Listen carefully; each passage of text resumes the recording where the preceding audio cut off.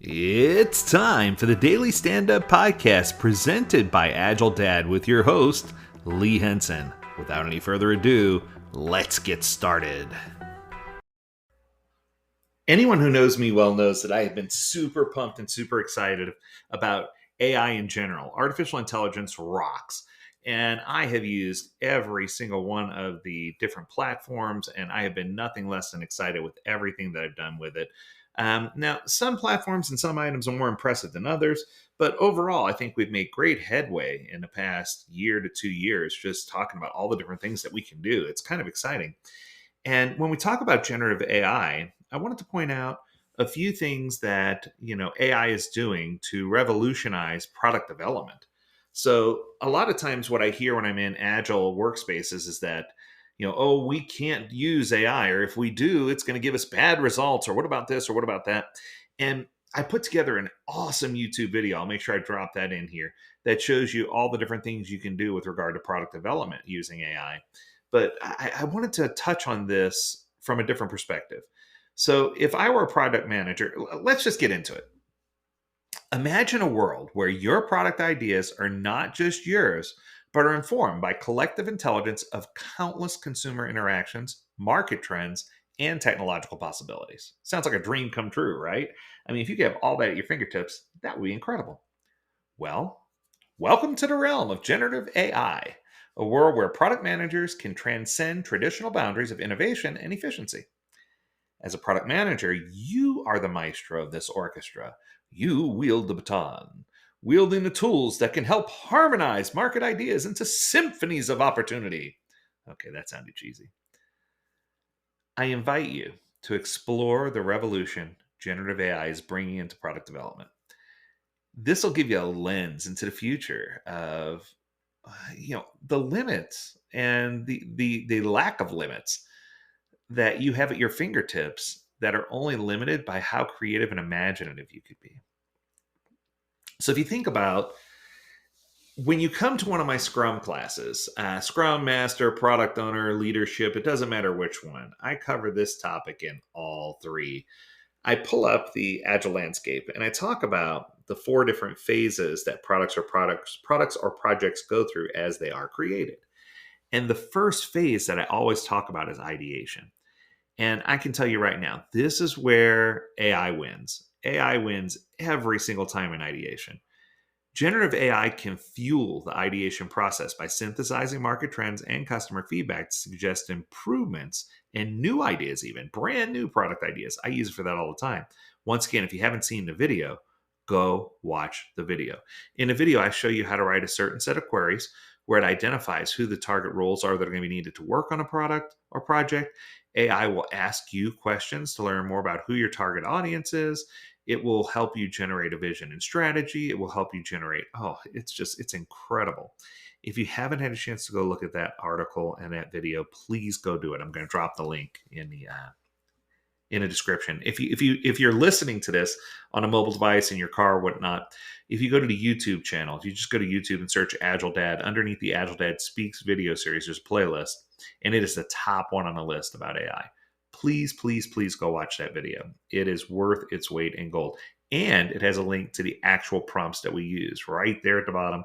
There's nothing you have to do to get it. You don't have to reply or comment or do anything. All I ask is that you go watch the entire video and give it a like, give it a share, give it a thumbs up.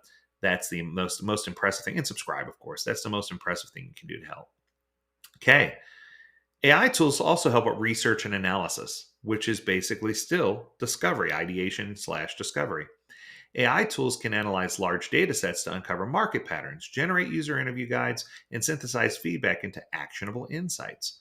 So you could create journey maps or empathy maps or story maps, all using AI, integrating data from various touch points, providing more holistic view of the customer experience. You could even go further and take it into designing and defining your personas. And that leads to designing and prototyping. In this phase, you can use AI to assist in creating design concepts, simulating user interactions, generating personas. You can do hypothesis testing. There's so much you can do with AI. And once again, I don't want to sound like a broken record, but the video that I produced shows you how to do all of those things. It shows you how to really take things from a concept into reality.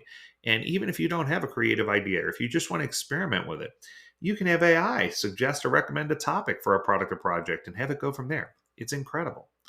Okay, then you get into the most important part, development.